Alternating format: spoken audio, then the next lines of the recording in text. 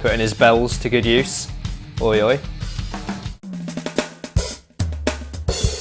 Today I'm taking a look at Shannon Larkin, the drummer from the band Godsmack. I found it quite interesting because Shannon got requested a hell of a lot of times on a video I uploaded fairly recently. I can't actually remember which one.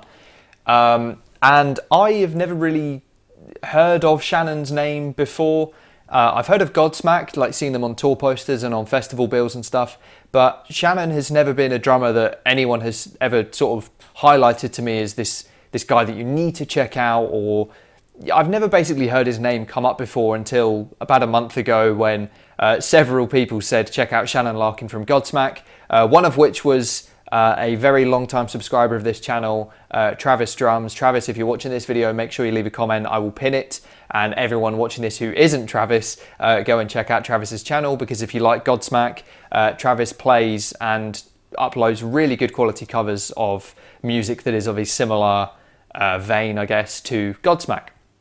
A little plug for my man Travis there. But anyway, today, as I say, taking a look at Shannon Larkin and the performance of the song Straight Out of Line by the band Godsmack. I've never heard the song before. This video is kind of old, it's like 8 years old, but I couldn't really find anything that high quality from more recent years. So we're just going to check this one out. Let's get into it. Here we go.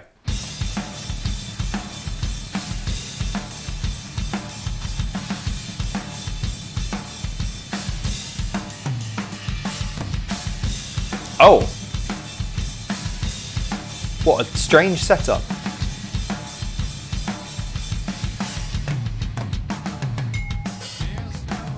That was cool.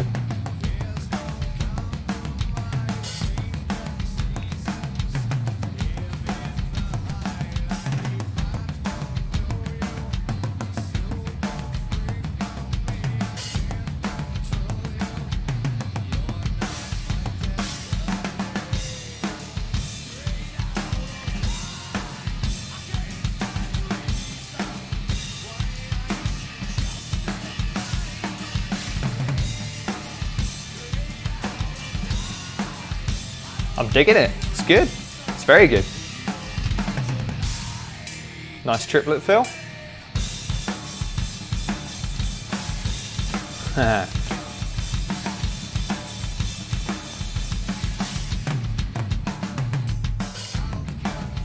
really like that as well, that kind of like outro fill. Okay, let's...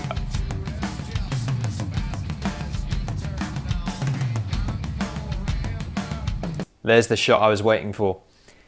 This is a very interesting setup. Loads of cymbals, kind of symmetrical in some senses with the chinas and the auxiliary hats, and obviously his standard hats, a couple of splashes dotted about, 2 crashes, big old bell, and a ride with also a big old bell.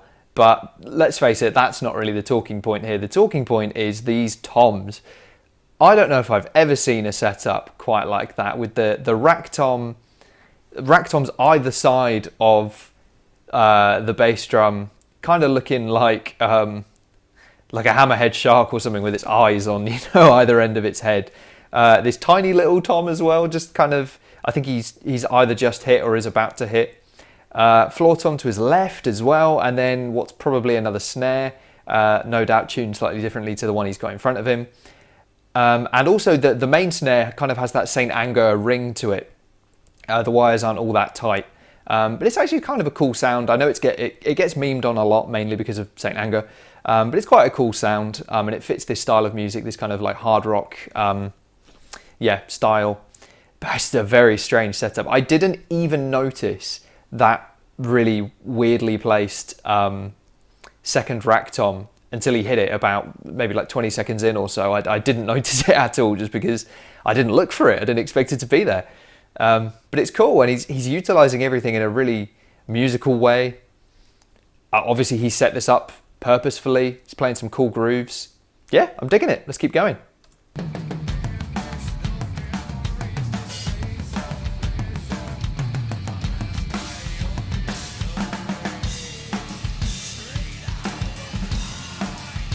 Nice ghosts.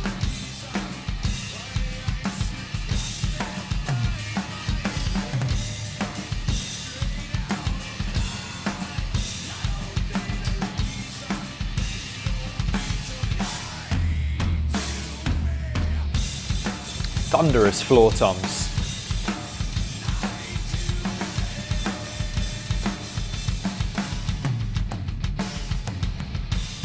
That was cool.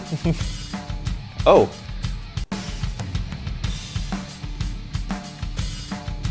Huh?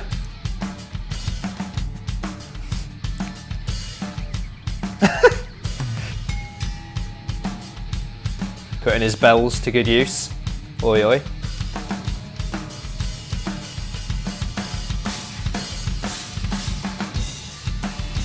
God, what a powerful drummer.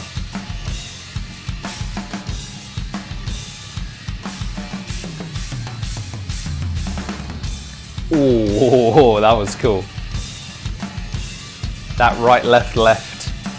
That right, left, left fill around the toms using the china to fill in the gaps with the right. That was very cool. Big fan of that. But yeah, what a high energy, aggressive drummer. I wasn't expecting this. I didn't really know what to expect, as is generally the case with most of these videos. But yeah, I don't think I expected him to be kind of this, not only this attacking, but this creative as well. There's, am I going to dig myself a hole here? Hopefully not, but I feel like there's a cliche with radio rock, and I'm going to call this radio rock. I'm sorry, I just can't really think. Or hard rock, excuse me, hard rock. Let's call it hard rock. I've got a bit of a dodgy throat today, so hopefully you don't mind me drinking coffee from my enormous Sports Direct mug. That's like a staple of every British household. But what was I saying? Yeah.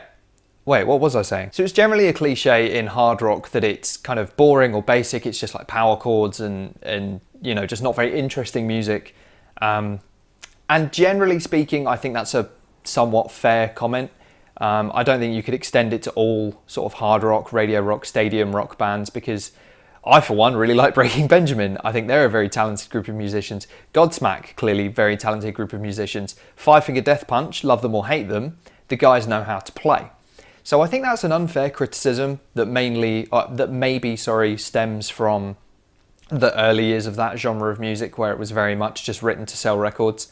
Whereas this more kind of modern style is definitely more intricate and has more to it than those early days kind of bands and albums. But yeah, I just wasn't expecting this. Really creative stuff, some rudimentary work, like I say, with that right, left, left fill around the toms.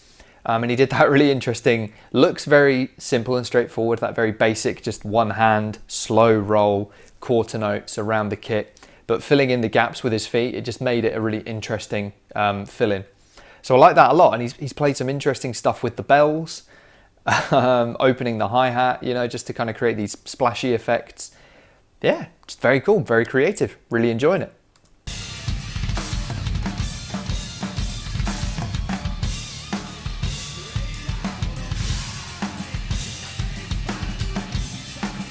Even there, just throwing in the ride bell.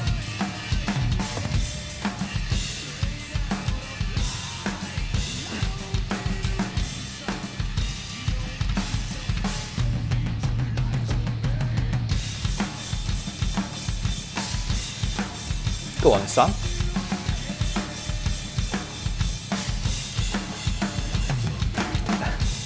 Didn't even see that crash until he started using it.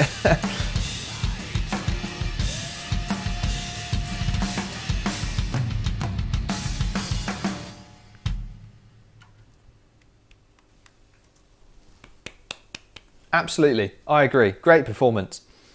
I realised as well that at one point I kind of chuckled without any explanation for why. And I just want to find the clip and see if any of you guys do this as well. Sometimes when you transition or when I transition from left double kick pedal to hi-hat pedal or vice versa, sometimes if I know I don't need to play either of those pedals for a while, I will just bring my foot back, as Shannon has done there. And I know it's not a particularly good habit to have. It's lazy. It's definitely not advisable to move your feet off the pedals at any point, especially if you're playing, you know, hard rock where you're going to be using double kick pedals a lot. Shannon was opening and closing his hi-hat quite a lot, so it wouldn't be advisable, and I'm sure Shannon wouldn't advise you to do this either. But I would be interested to know if you guys do this as well. This kind of lazy. I'm just going to bring my foot back for now. I guess it has its uses and it stops you overplaying, But yeah, do any of you guys do this as well? I'd be curious to know, because I think Shannon's the only drummer I've ever seen do it as well, and it's a habit I've only picked up in the last year or so, and I don't really know where it came from. So yeah, I'd be interested to know if you guys do the same. But that was great. Let's just get an overhead shot of the kit, because there was one more thing that I think I noticed right at the end, which is I believe his rack toms are tuned high. They're tuned up as they go down the kit. Although they are so far spread apart, I don't know if you can call them, you know, going down the kit. But I do think he's got maybe a 12, 10 and an 8. It's hard to tell when, especially that floor tom to his right there, which is huge. It kind of throws your brain on working out what sizes the smaller toms are.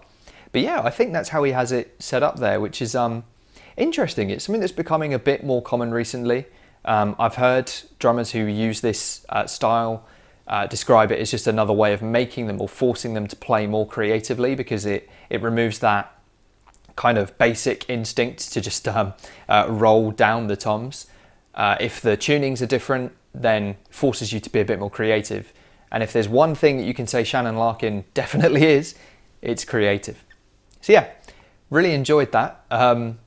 Hard hitting, full of energy, some very cool, interesting fills, things I've never really seen before or not seen done within this style of music.